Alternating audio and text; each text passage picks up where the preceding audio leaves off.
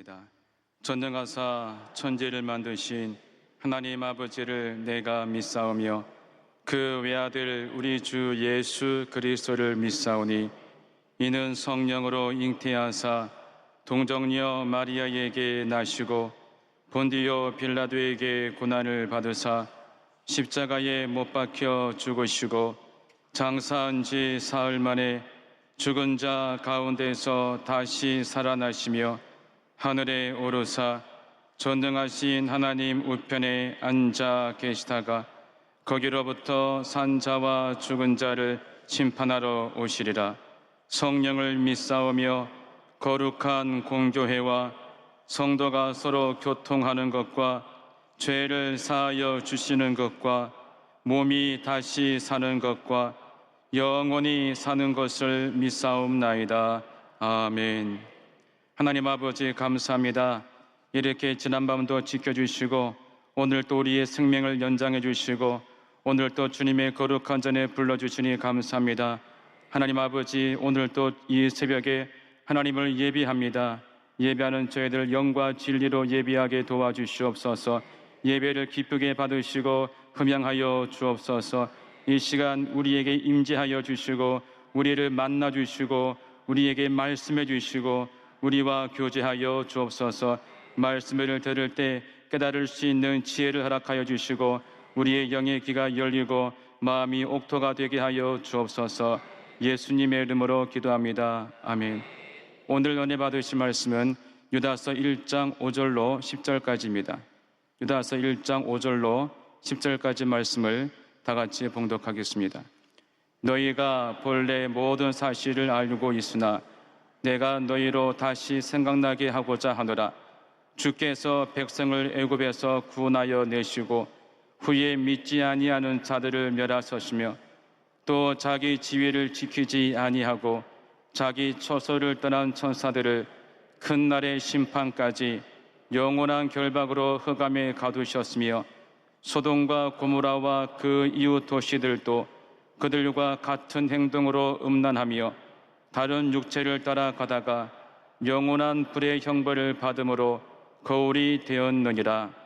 그러한데 꿈꾸는 이 사람들도 그와 같이 육체를 더럽히며 권위를 업신여기며 영광을 비방하는도다. 천사장 미가엘이 모세의 시체에 관하여 마귀와 다투어 변론할 때에 감히 비방하는 판결을 내리지 못하고 다만 말하되 주께서 너를 꾸짖으시기를 원하노라 하였거늘 이 사람들은 무엇이는지 그 알지 못하는 것을 비방하는도다. 또 그들은 이성 없는 짐승같이 본능으로 아는 그것으로 멸망하느니라. 아멘. 할렐루야. 따라하시겠습니다. 이단들의 죄악상. 어제 설교 제목이 뭐였습니까? 믿음을 위하여 힘써 싸우라. 기억하십니까? 하루 지났는데 다 기억하시죠? 믿음의 도를 위하여 힘써 싸우라. 이 말씀이 유다서의 주제 말씀입니다. 이 유다는 4절에서 믿음을 위하여 힘써 싸우라 라고 이제 말씀을 하고 나서 이제 본론으로 들어가게 되는데 그 본론의 내용이 오늘 봉독한 5절 이하의 말씀인 것입니다. 유다는 오늘 이 본문에서 하나님께서 과거에 행하신 불의한 자들을 향한 심판을 3가지로 소개해 주고 있습니다. 5절을 보시게 되면은 너희가 본래 모든 사실을 알고 있으나 내가 너희로 다시 생각나게 하고자 하노라. 성도가 알고 있는 그 과거의 사실을 성도에게 가르쳐 주고 있는데 당시 교회에 이단이 침투해서 혼란스러웠습니다. 생각해 보십시오. 우리가 한 교구에 또 교회에 이단 한 명이 출몰해 가지고 여기저기 들쑤시면 얼마나 여러분 피곤한지 모릅니다. 당시에도 이 초대교회 이단들이 출몰해 가지고 성도를 달콤한 말로 미혹을 하고 또 유혹을 하니 정말 그들이 혼란스러웠을 것입니다. 무엇이 참이고 무엇이 거짓인지, 우리가 사도를 따라가야 될지 영지주의자를 따라가야 될지 어떻게 해야 될지 아마 혼란스러웠을 것입니다. 그 혼란스러운 가운데 이 유다가 그들에게 시원한 답변을 주기 위해서 인용한 것이 무엇이냐? 구약 성경에 기록되어진 옛날의 사건들을 말씀해주고 있는 것입니다. 여러분, 인생에 문제가 있습니까? 삶에 어려움이 있습니까? 다른 곳에 가서 기웃거리지 마시고 성경에서 해답을 찾으시기 바랍니다. 우리 성경에 인생의 모든 문제의 해답이 있기 때문입니다. 그러므로 문제가 다가오시면 하나님께 기도하시면서 말씀을 많이 읽으시고 묵상하시기 바랍니다. 그리고 그 안에서 해답을 찾으시기를 바랍니다. 성경에 기록되어진 세 가지 사건 중에 첫 번째 사건은 출애굽한 이스라엘 민족이 불신앙으로 말미암아서 심판을 받는 사건을 5절에 기록하고 있습니다. 5절을 보시면 주께서 백성을 애굽에서 구원하여 내시고 후에 믿지 아니하는 자들을 뭐 했다고요? 멸하셨으며. 모세에 의해서 이 이스라엘 민족이 출애굽했습니다. 출애굽해서 구원을 받았지만은 이스라엘 민족은 하나님의 그 은혜에 감사하기보다는 광야에서 하나님을 신뢰하지 못하여 늘 불평하고 원망하였습니다. 그 결과 그들은 모두가 가나안 땅에 들어가지 못하고 다 광야에서 죽임을 당하고 말았습니다. 이 광야라는 곳은 여러분 덥습니다. 말로 표현할 수가 없습니다. 올해 대한민국이 참 무더웠습니다. 잠깐 우리가 무더위를 체험했는데 광야의 무더위는 우리가 올 여름에 겪었던 그 무더위보다 조금 더 덥다고 보시면 됩니다. 그래서 성지순례를 가시지 않습니까? 아무리 믿음이 좋으신 분들도 그 광야에 한 10분만 내놓지 않습니까? 불평이 나옵니다. 아무리 믿음이 좋은 사람들도 목사님 왜 이렇게 덥습니까? 목말라 죽겠습니다. 빨리 차로 돌아가자고 왜 이렇게 우리를 광야로 내모고 있습니까? 이런 불평들을 많이 하는데 이 광야길을 가 보시게 되면은 이스라엘 민족들이 왜 불평을 했는지를 우리가 조금이나마 이해할 수가 있다라는 것입니다. 아무튼 이 출애굽한 이스라엘 민족들은 이 무던 광야길을 걸어가면서 하나님께 불평하고 원망하고 하나님을 시험하고 또 배반을 일삼게 되었습니다. 그리고 마침내 다 광야에서 1세대가 죽임을 당하고 말았는데요. 우리가 흔히 인생을 광야라고 합니다. 왜 그렇습니까? 우리의 인생길이 힘들기 때문입니다. 그래서 많은 분들이 살아가면서 불평을 참 많이 합니다.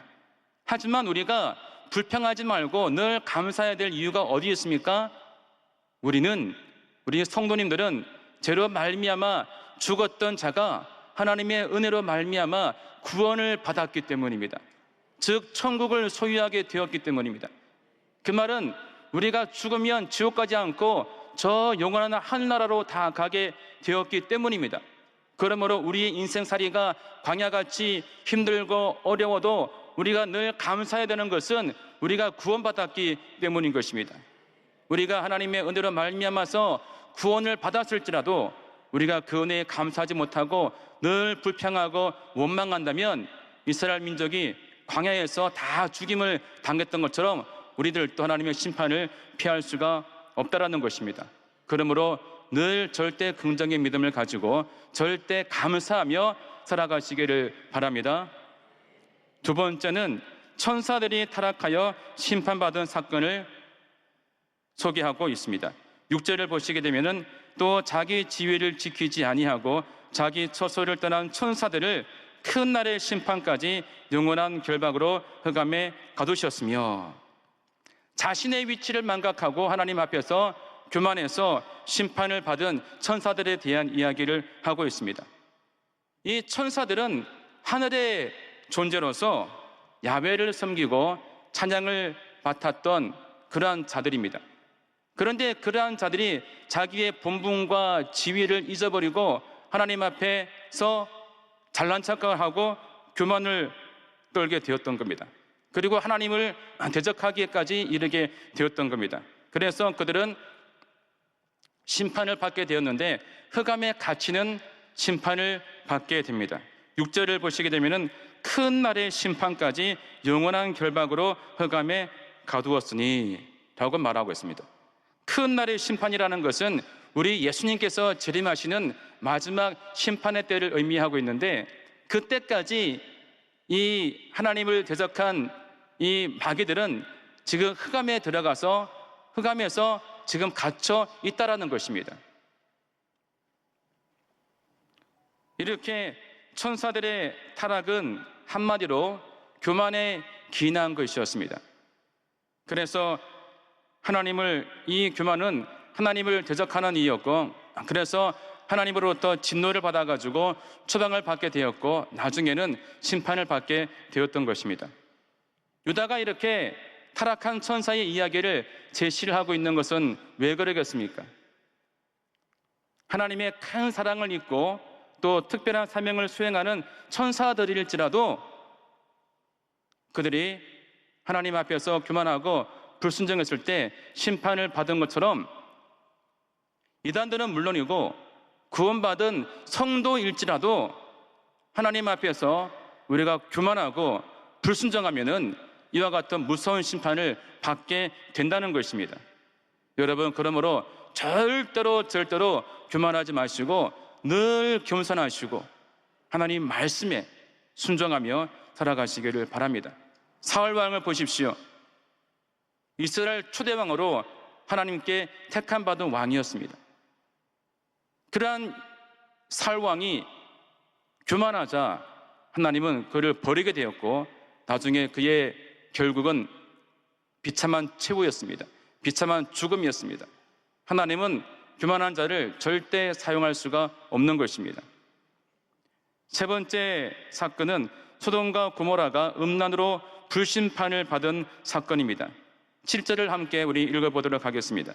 소돔과 고모라와 그 이웃 도시들도 그들과 같은 행동으로 음란하며 다른 육체를 따라가다가 영원한 불의 형벌을 받음으로 거울이 되었느니라. 이 7절의 내용은 창세기 19장에 나오고 있는 음란한 소돔과 고모라가 불의 심판을 받은 내용을 기록하고 있는 것입니다. 다 아시겠지만은 두 천사가 소돔의 심판을 알리기 위해서 롯의 집에 방문하게 되었는데, 그날 저녁에 그 소돔에 있는 많은 남자들이, 어린 아이와 어른 할 것 없이 많은 남자들이 그 롯의 집에 와가지고 그 집에 방문한 사람들을 우리에게 내어달라고 말합니다. 그 이유는 그들과 상관하리라, 즉 그들과 성적인 관계를 맺기 위함이라고 말을 하고 있습니다. 즉 동성애를 의미하고 있는 것입니다.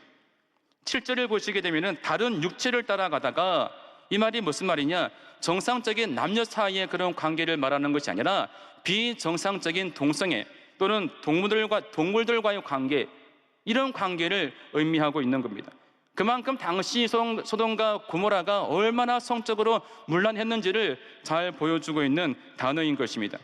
그래서 하나님께서는 그 소돔과 고모라를 불과 유황으로 심판을 하게 되었던 것입니다. 이 사건은 누구나가 성적으로 문란한 삶을 살아가게 되면은 하나님의 심판을 피할 수 없음을 말해주고 있는 것입니다. 이 세계사를 보시면은 성적으로 문란한 도시는 모두가 불의 심판을 받았습니다. 소돔과 고모라가 그랬습니다. 또 AD 79년도에 로마의 폼페이가 그랬습니다. 이 폼페이라는 도시, 우리가 영화도 나오고 책으로도 나온 이러한 도시인데, 이 폼페이라는 도시는 로마의 휴양 도시고 항구 도시였습니다. 로마 티투스 황제가 즉위한 지 2달 만에 그 폼페이에 있는 베수비오 화산이 폭발해가지고 한순간에 그 도시를 다 덮어버렸습니다. 그런데 그 도시가 1800년도에 발굴이 되어서 그 죄를 다 걷어냈더니 AD 79년 그 당시 폼페이 도시가 그대로 발굴되어진 겁니다. 실제로 한번 가봤는데 거기에 당시에 깔아놓은 돌로 만든 길, 마차가 다니는 길, 수도꼭지, 또 피자 같은 거를 구웠던 화덕, 모든 것이 그대로 다 있더라고요. 근데 그 당시에 그 특징이 무엇이냐? 목욕탕 문화였어요. 이 목욕탕을 들어가 봤는데 오늘날로 찜질방과 똑같습니다. 온탕, 냉탕, 또 수면실, 지력 단련실 뭐 다 갖춰졌는데 오늘날 거라고 해도 손색이 가지 않을 만큼 대리석으로 너무너무 잘 만들어 놨더라고요. 그렇게 목욕탕 문화가 발달이 되었는데 또 한편으로는 항구 도시라서 그런지 몰라도 사창가가 많이 있어요. 사창가 안에 들어가 사창가 그 앞에는요 벽화들이 있는데 19금 벽화. 방송 나가기 때문에 말로 못 하겠고 19금 벽화들이 이렇게 막 붙여져 있다라는 거예요. 그만큼 그 폼페이 도시가 성적으로 문란한 휴양 도시였음을 잘 보여주고 있는데 그 도시 역시 말씀을 드린 바와 같이 AD 79년도에 화산으로 말미암아서 심판을 당하고 말았던 것입니다. 오늘날 우리는 어떻습니까? 우리 대한민국 어떻습니까? 얼마나 성적으로 문란한지 모릅니다. 오늘날 우리는 항상 교회와 집 밖에 모르시죠? 직장 갔다가 집에 갔다가 교회 왔다가 직장 갔다가 교회 왔다가 집으로 갔다가 이것밖에 모르지 않습니까? 가끔 마토도 가시죠?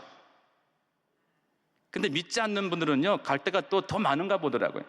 그들의 밤의 세계가 있습니다. 밤의 세계. 밤의 세계는 여러분 말로 형용할 수가 없습니다.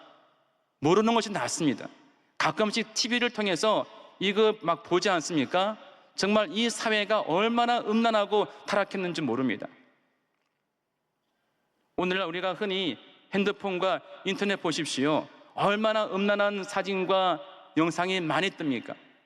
보지 않으려고 해도 순간순간 막 뜰 때 그거를 지우는 것이 참 힘들고 그것이 일이 되어버렸습니다. 그리고 TV를 보시면 아이돌 가수들, 연예인들 얼마나 옷을 야하게 입고 나옵니까? 참 그렇게 성을 상품화시키면서 우리 젊은 아이들을 유혹을 하고 있는 것입니다. 또 혼전 순결이라는 말은 이미 옛말이 되어버리고 말았습니다. 요즘은 너무나 혼전 순결을 강조하지 않고 결혼 전에 임신을 해도 조금 더 부끄러운 줄 모르고 뭐 혼수라나 이런 말로서 미화시키고 연예인들도 당당하게 결혼 전 임신을 밝히고 있지 않습니까? 또 더 나아가서 동성애를 합법화하려고 하고 있고 너무나 이 시대가 음란합니다. 과거에는요 이 길을 가다가 젊은 남녀들이 막 길거리에서 이렇게 막 껴안고 있으면 참 보기 싫었거든요. 근데 요즘은 그 모습이 좋아 보여요. 왜? 남녀가 껴안고 있는 거거든요. 남자끼리 여러분 껴안고 있어 보십시오. 얼마나 충격적이겠습니까? 그만큼 동성애가 지금 음지에서 양지로 올라오고 있고 자기들의 권리를 추구하고 있고 정말 이 사회가 너무나 음란한 사회가 되고 말았습니다. 이러한 때 우리가 회개하지 않으면 이 사회도 언젠가는 불의 심판을 면하지 못하게 될 것입니다. 쾌락주의가 그 어느 때보다 심각하고 도덕적 해이 현상이 지금 범람하고 있는 시대입니다. 이러한 시대를 살아가는 저와 여러분도 마찬가지입니다. 늘 깨어있지 않으면 성령으로 충만하지 않으면 그래서 욕망을 잘 제어하지 못하면 누구나가 그러한 죄를 쉽게 지을 수 있는 시대가 되고 말았다는 것입니다.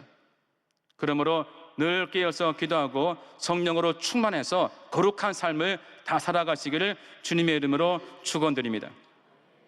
이 세 가지의 심판의 요지가 무엇입니까? 불순종, 그리고 교만, 음란. 이러한 죄를 지으면 심판을 피할 수가 없다라는 것입니다. 두 번째, 이단자들의 죄악상을 살펴보기를 원합니다. 8절을 보시면 함께 우리 봉독합니다. 그러한데 꿈꾸는 이 사람들도 그와 같이 육체를 더럽히며 권위를 업신여기며 영광을 비방한도다. 교회에 침투했던 이 이단자들의 모습이 과거의 악행을 일삼았던 그 세 부류와 동일하다고 지적하면서 그들의 죄악상을 세 가지로 밝히고 있습니다. 먼저 유다가 이 이단들을 향해서 이렇게 말하고 있죠. 꿈꾸는 이 사람들도 라고 소개하고 있습니다. 이 말은 여러분 좋은 말이 아닙니다. 꿈꾸는 이 사람들은 좋은 말이 아닙니다. 좋은 표현이 아닌 것입니다. 이거는 무엇이냐? 이단들이 꿈을 꾸듯이 무화경 속에 빠져가지고 내가 신을 만났다, 내가 신과 접촉했다, 내가 신의 음성을 들었다, 이런 말들을 막 해내면서 어떤 신비적인 체험을 강조하면서 또 더불어서 육적으로 방탕한 삶을 살아갔던 자라는 것입니다. 그래서 그들의 죄악상을 살펴보게 되면요, 첫째, 육체를 더럽히며, 소돔과 고모라가 음란을 행했던 것처럼 이단자들의 공통적인 특징은요, 육체를 더럽히는 겁니다. 도덕적으로 성적으로 방탕한 삶을 살아간다라는 것이 이단들의 특징입니다. 우리가 오늘날 TV에 나오고 있는 JMS 정명석 씨 보십시오. 얼마나 음란합니까? 그렇게 음란한 짓을 하고 살아가는 것이 이단들의 특징인 것입니다. 또 두 번째, 권위를 업신여기며, 이 이단들은 사도들의 권위를 무시했습니다. 사도들이 전해준 복음을 무시하고 사도가 만든 교회의 교리를 무시했습니다. 또 나아가서 하나님을 무시했고 예수님을 무시했고, 따라서 예수님을 메시아로 인정하지 않는 죄를 저지르게 되었던 겁니다. 오늘날 이단들을 보십시오. 한국 교회를 무시합니다. 한국의 복음을 무시합니다. 그리고 예수님을 메시아로 인정하지 않는 것입니다. 세 번째, 그들의 지언자는 영광을 비방하며, 여기에 나온 영광이 무엇이냐? 이거를 원어로 보시게 되면 하늘의 천상의 존재들, 하나님이 만드신 천상의 존재, 천사들을 의미하고 있는 겁니다. 즉, 이 이단들은 천사들을 비방하고 무시하고 욕한다는 거예요. 천사를 여러분 무시하는 것은 뭐를 말하겠습니까? 천사를 만드신 하나님을 무시하고 비방한다라는 말인 것입니다. 9절에 보시게 되면은 이 천사장 미가엘이 이 모세의 시체를 놓고서 마귀와 싸우는 내용이 나오고 있습니다. 마귀와 변론하는 내용이 나오고 있습니다.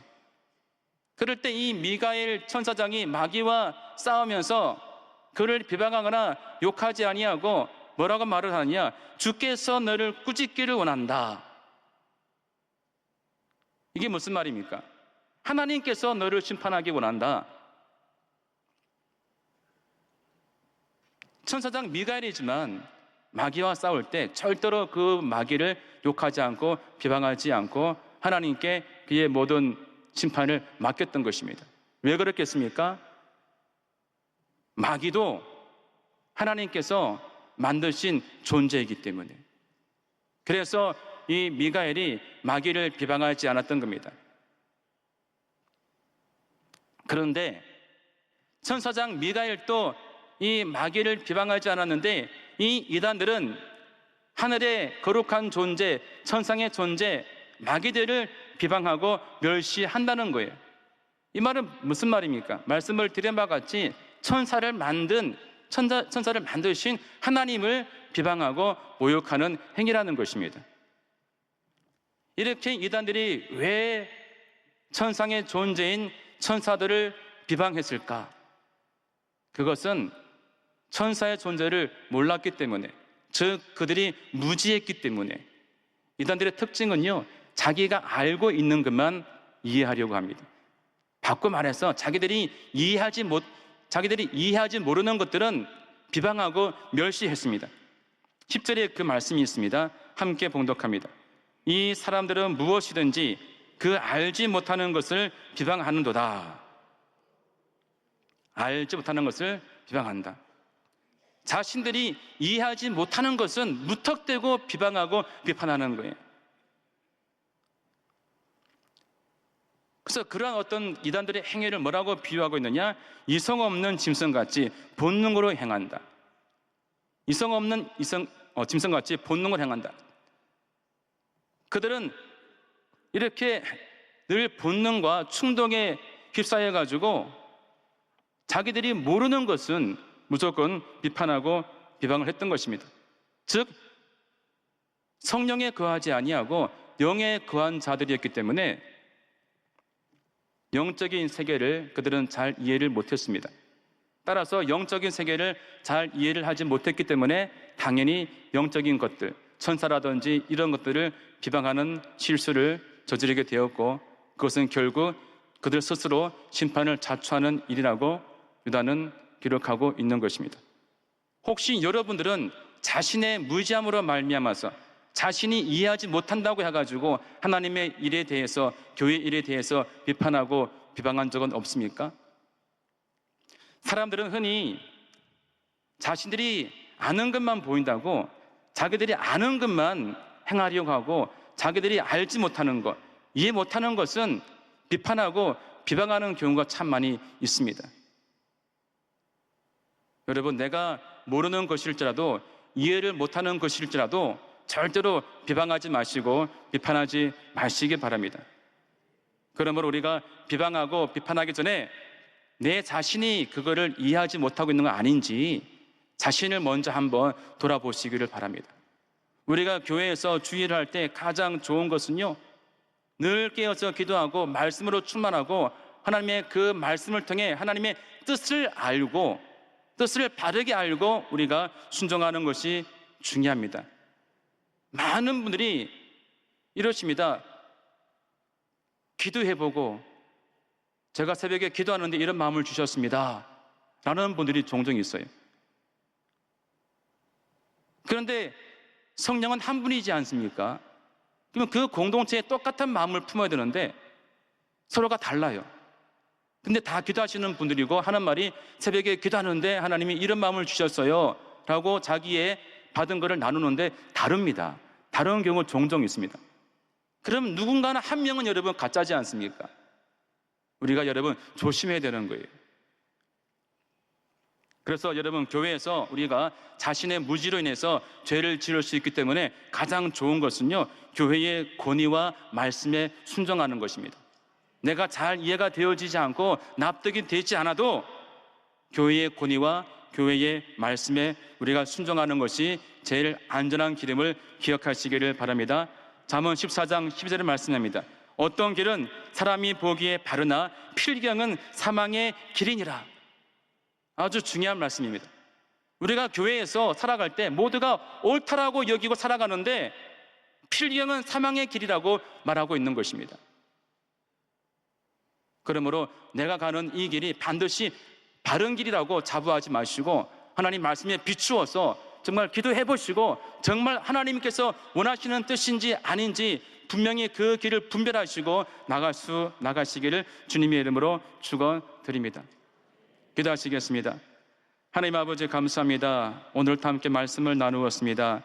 하나님께서 불의한 자들에게 행하신 세 가지 그 심판을 통해서 우리가 영적인 교훈을 얻었습니다. 하나님 아버지, 우리 모두가 늘 주의 말씀에 순종하고 감사하게 도와주시고 불순종하지 않게 하여 주시옵소서. 우리가 아버지 교만하지 않게 하시고 늘 겸손하게 도와주시옵시고 우리가 음란하지 아니하고 거룩한 삶을 살아갈 수 있는 주님의 거룩한 성도님들이 다 되게 인도하여 주시옵소서. 이 마지막 때에 아버지 이단들이 우리의 믿음을 미혹시키고 넘어뜨리기 위해서, 우리의 또 교회를 분열시키기 위해서 교회에 침투하여서 정말 아버지 우리를 미혹하는 가운데 있는데, 하나님 아버지여, 우리 교회에 이단들이 틈타지 못하게 막아주시옵시고 우리 모든 성도들에게 아버지 영적인 분별력을 주셔서 이단을 분별하게 도와주시옵시고 이단들에게 미혹되어 아버지 넘어지는 자들이 한 분도 없게 하여 주시옵소서. 하나님 아버지, 날마다 승리하게 하시고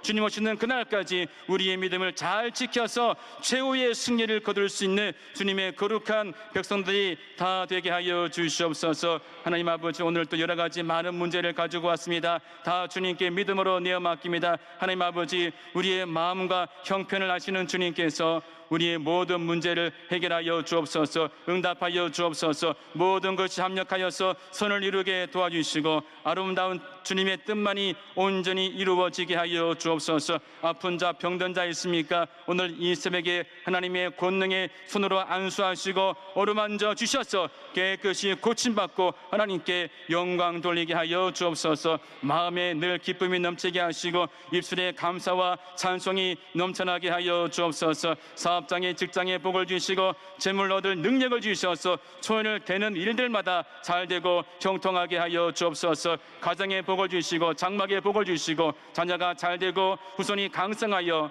믿음의 명문가를 이루게 하여 주옵소서. 이 새벽에 예물을 드린 손길이 있습니다. 그 손길들을 기억해 주시고 그 손길 가운데 하늘의 신령한 복으로 땅의 기름진 복으로 충만히 넘치게 채워 주시옵소서. 오늘 이 하루를 새롭게 시작합니다. 하나님 아버지, 오늘 이 하루도 우리 모두가 주님과 동행하며 승리하게 하여 주시옵소서.